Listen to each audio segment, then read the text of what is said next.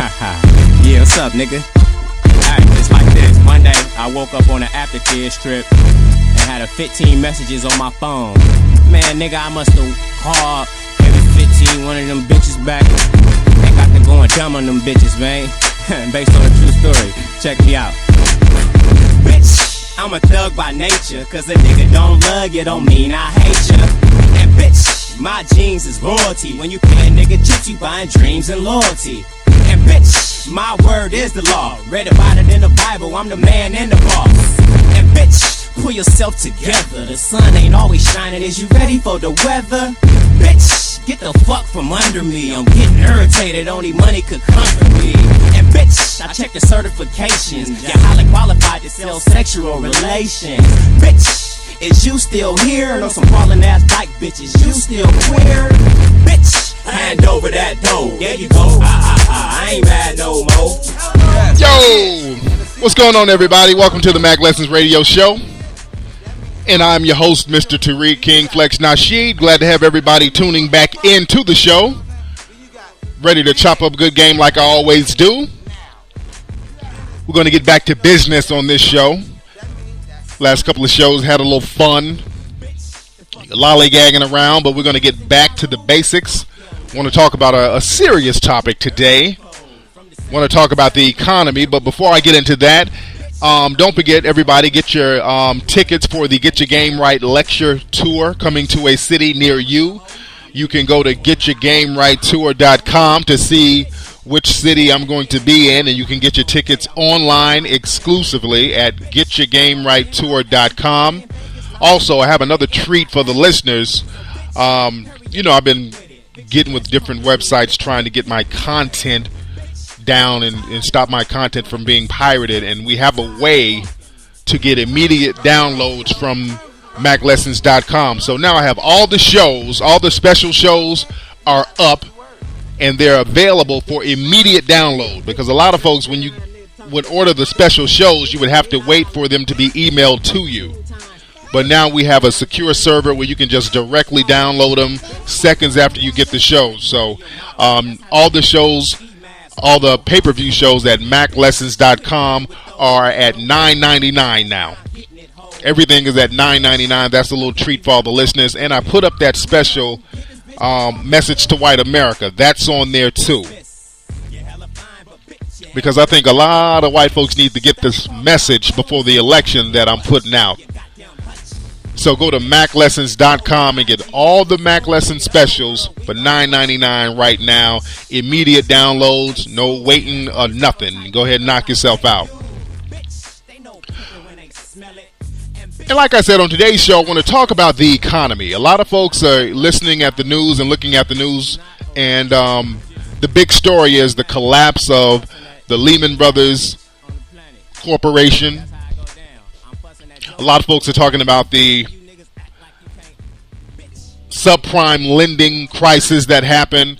All these numbers and all these things are popping off, and nobody knows exactly what it means. Put on some Mackin music here. I'm going to explain everything. I'm going to give you a basic understanding of what's going on, because it's kind of hard to explain everything that's going on. But I'm going to explain things in street terms to give you a better understanding on what's going on with the economy right now. Put on my Mackin music. Put on my mellow Mackin music. Now, like I said, when you look at the news, you hear about the weak dollar. You hear about banks going bankrupt. You hear about corporations that are going bankrupt. You hear about the market crashing. You hear about subprime lending. You hear about the housing crisis. All this stuff really has a lot to do with each other, and that's the reason why we're in an economic traumatic time right now. Let me explain what the whole game means in street terms, because it goes over a lot of people's heads. I'm going to make it very, very simple about the economy right now. So get your pens and paper. I'm going to save you about 4 years in economic classes, breaking it down in street terms. Now here we go. The economy basically works like this. Let's say me, King Flex. I have a bunch of friends who are hustlers and drug dealers. But I want to remain neutral. I'm not a drug dealer. I have a lot of friends who are, and I just kind of stay neutral. And let's say 10 of my friends who are drug kingpins, one day they step to me and they say, yo, Flex, you're a trustworthy dude and you're neutral. And your crib is pretty well secure. You got a nice crib in the hood and you keep your house well guarded. And since you're a trustworthy guy, you're neutral, and you keep your house well guarded, all 10 of us, we want to leave a kilo of cocaine apiece in your house. And for us leaving the kilo there, and we just want you to watch it. You don't have to do anything. You don't have to move nothing. Just keep it in your house for safekeepings for us. So, we don't want to have kilos laying around, extra kilos. So we just want to have some backup kilos staying with you just in case. And for you to watch them, just to keep them in your house, give you $500 a month. You following me so far? And I agree. I said, okay, I keep 10 kilos for you brothers for $500 a month. And they'll tell me every 6 months we'll come check up on the kilos to make sure everything is cool. I'm like, I bet. Easy $500. So now I'm sitting up in my nice, secure home with 10 kilos of coke. Getting my little $500 a month. Now, it's human nature to want to do something with something of value. You're going to have to do something positive or negative when you have something of value sitting right there in your face. And see, the kilos represent money in banks. See, money or anything of value just don't sit up and collect dust. It never will. See, people have this misconception that when money sits up in a bank, they think that it's just there collecting dust in a vault. When you look at the movies, they open up a vault and there's just a big mountain of money. Bullshit. Money does not just sit up in a vault collecting dust. But back to the parallel story. So anyway, I'm sitting up here in my house with 10 kilos of cocaine. Now, again, when you have something of value just sitting there, human nature makes you want to do something positive or negative with that thing of value. So I'm a trustworthy guy. I'm not going to fuck my friends because that's why they left it in my care in the first place, because they trusted me. And I'm not a scandalous dude, but I'm going to start getting creative. How can I use these kilos to my benefit? How can I make this work? And bam, I come up with an idea on how to make money off these 10 kilos and not fuck my friends who trust me to watch it for them. So I say, wait a minute, let me loan out a kilo to somebody and then have them pay me back. And then when they pay me back, I have them give me interest and I'll live off that interest. So I call up another drug dealer friend like, yo man, check it out. I know you're trying to get started in the business, and he might not even be a drug dealer. He might be somebody who wants to get in the game. And I'm like, look, man, I know you've been trying to get in the game, but check this out. You need something to start up with. Let me help you. Let me do this. Let me front you a kilo. You take it, flip it, re-up, do whatever you have to do with it. 6 months later, bring me back another key plus $1 million for interest. That's for me giving it to you in the first place. You following me?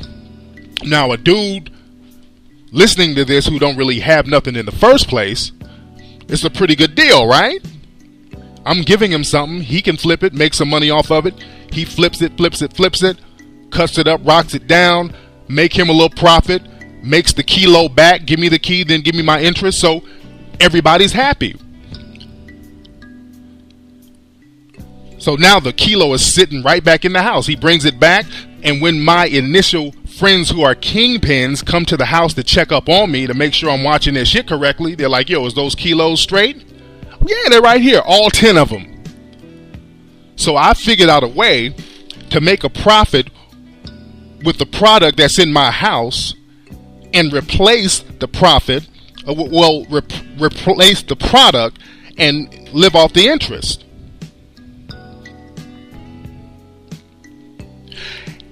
And I do this a number of times with a number of people. At first, I'm very careful about it. I call up some other friends. Hey, man, you want to get started in the business? I'll front you a key. 6 months later, bring me a key back. $1 million interest, we're good to go. And I do this over and over again. I might do this for a year. I might do it for 2 years. After a while, all those keys, all 10 of those kilos are going to be floating around out there in the streets.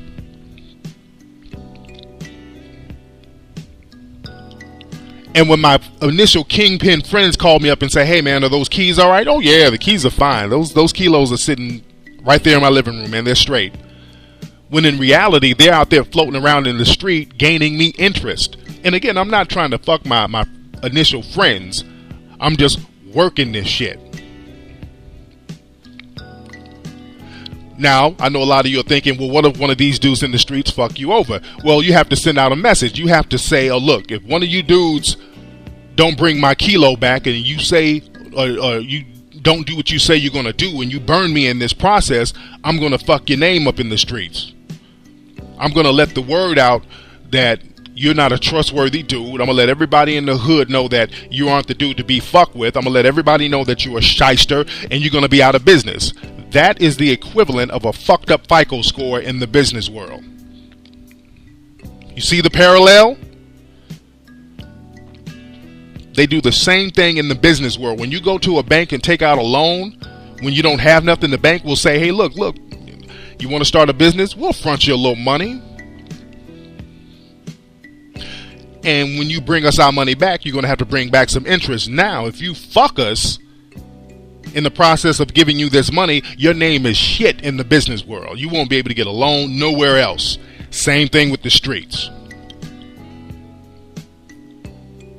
So back to the story. I still have these kilos that are not mine now. Remember this. These are not my kilos. Never were. I'm just like a middleman. I got these keys floating around, and now business is good.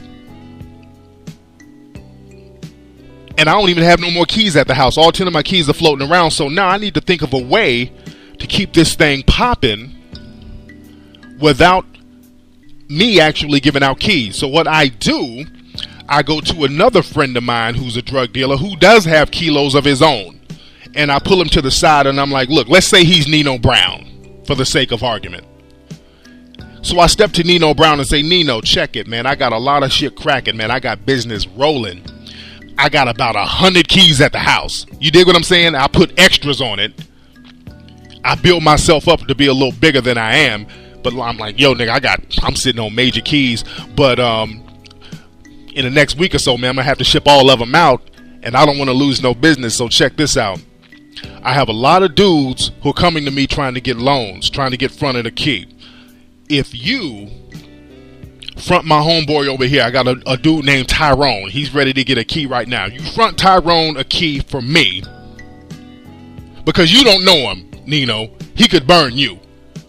You dig? It'll be a lose-lose situation. But if you go through me, it's a win-win situation because if you front him a key, he's going to pay me back. He's going to bring me the kilo back in 6 months plus $1 million. And Nino, what I'm going to do for you, I'm going to give you a key, the key that you fronted. I'm going to give you that kilo back. And out of the $1 million, I'm going to give you $500,000. So we're basically going to split the interest. And the thing is, this is the insurance. If he don't come back with nothing, I'll give you one of my own keys. Because you know I'm sitting on 100 keys at the house. Not right now, but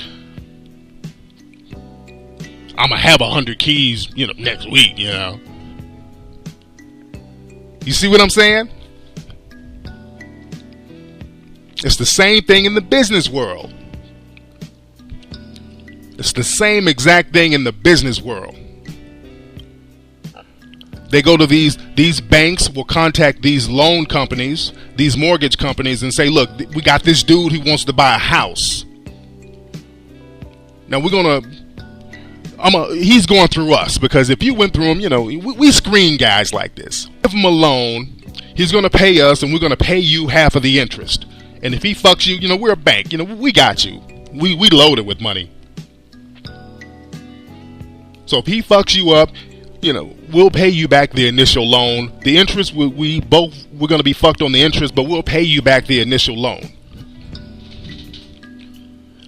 It's the exact same thing that happens in the streets, that happen in the business world.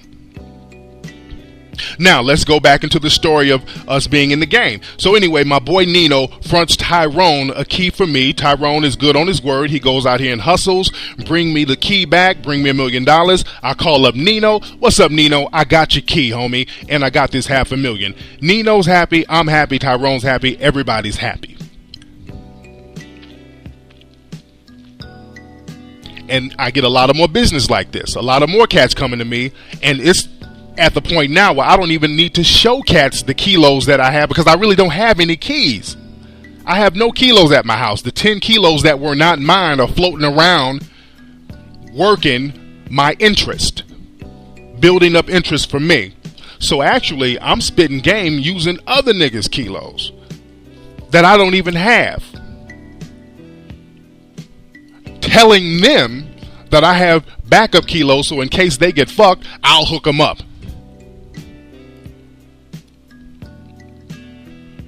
I even go so far as to say, look, check this out. Nino, Scarface, all you other big drug dealers, check it out. I'm going to write a King Flex IOU to all the wannabe D-boys out there. So if they step to you with this specific King Flex IOU, that means it's cool for you to front them a key. I'll work it, we'll work it. I'll bring you your key back 6 months later, and you get $500,000. So this little piece of paper, this IOU, is my guarantee. I promise you that if these dudes fuck any of us up in the game, they lie or they renege on the deal, I have to give you a kilo of my own. Now, all these drug dealers might say, okay, damn, Flex, that's a pretty good deal, but how do we know you have keys? Let us come over to the crib and see what you holding. Right? So I got to get smart, because I don't have no kilos at the house, really. I never really did. I only had 10, and those weren't mine. So how can I work this game? Because all the drug dealers have called me up and said, look, on Monday next month, we're all coming over to the house. We want to see the dope. We want to know that you have some backup dope in case all these other dudes you're sending to us, in case they fuck us. We want to know that you have backup. So now I got to get creative again. How can I get some front dope without actually buying it? Because I don't want to spend no money. If I spend money, that's too much overhead. Got it. Got a great idea. Now, the initial guys, my 10 kingpin friends who gave me the dope to look at, who gave me the drugs to watch in the first place, I put a word out in the streets. Look, everybody, if you need somebody to watch your dope for you, I'll do it for no charge. I used to charge $500, but everybody, all my kingpin friends, if you need a place to hide your stash, I'll do it for free. I'm just cool like that. You see the parallel between that and an actual bank? Because that's what banks do. Banks say, look, come give all your money to us. You get free checking, free savings, no fees. We'll watch your money. We're cool as hell. We'll give you a toaster. We'll give you shit to bring your money down here. See, they need that money for fronting. That's the front money. So I put the word out in the street about everybody, bring your kilos to me. So everybody's like, oh, cool. Flex will watch our shit for free. He has a nice, tight, secure house. Everybody comes drop their shit off to me. And I'm like, look at this. I'm sitting on 500 kilos. So now everybody trusts me because they see I have this fronting dope. And it's business as usual. Everything is going back to normal. I'm still shipping out the kilos that's not mine. These are everybody else's kilos that I'm working, and I'm replacing them. I work them, then replace the kilos. I work the kilos, then replace the kilos, and live off the interest. And when I'm out of kilos, I started I start writing the King Flex IOUs, and I got D-boys running to all the drug dealers like, hey man, front me a key. Flex said it's cool. And this is good for a minute. And then I get greedy. Then I go overboard. Now I got a whole bunch of dudes. I got about 500 new dudes. Like, look, man, we want to get started in the business too. Flex, I heard you had the hookup on keys, man. We new in town. There's about 500 of us. We want to get in business, man. We're ready to roll, man. And I'm getting kind of lazy in my screening process. I'm like, okay. I mean, it's just simple as me writing a little IOU out. I mean, what can it hurt? So I write out 500 King Flex IOUs to all these dudes that I really don't know. We're going to call them subprime hustlers. So now these 500 dudes are going around town with the King Flex IOUs to all these drug dealers and kingpins that I know, getting fronted dope with me insuring it. Now 6 months roll around when everybody's supposed to pay me. All of a sudden I'm starting to get phone calls like, damn Flex, man, it's a drought out here, man. I really couldn't move that kilo like I thought I could. I'm like, what?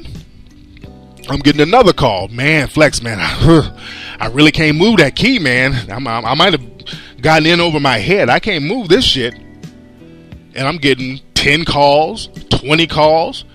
All of a sudden, shit, all 500 of these new dudes are calling me up saying they can't pay me back.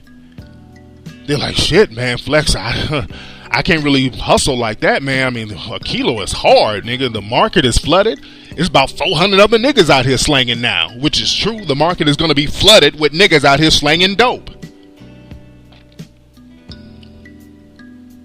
Now they calling me singing the blues like, shit, Flex, man, I got so depressed. I went and bought some rims with that kilo money, nigga. I bought me this gold chain with Mickey Mouse on that motherfucker, nigga. And I smoked up the rest, nigga. I'm a drug addict now. I mean, they done fucked my shit up. Now the 6 months have rolled around. All these people's kilos that I was watching that weren't really mine is gone. That shit is dried up. And all my drug kingpin friends who I got these bullshit King Flex IOUs out to, they're trying to cash in. They're like, okay, Flex, man, we heard about what happened, dude. I heard these niggas kind of fuck you up in the game. But anyway, man, I got this IOU, so you need to go ahead and give me that insurance key that you're about to give me. Go ahead and give me that insurance kilo. And, I break even, cut my losses. And I'm like, shit, I don't have it. Because remember, none of the dope was mine anyway. And the fact that I gave somebody else's dope and had other people front dope for some subprime hustlers who couldn't really put no work in, everything falls back on me. Now I'm getting phone calls from everybody trying to collect their debt, and I don't have shit because I never really had it in the first place.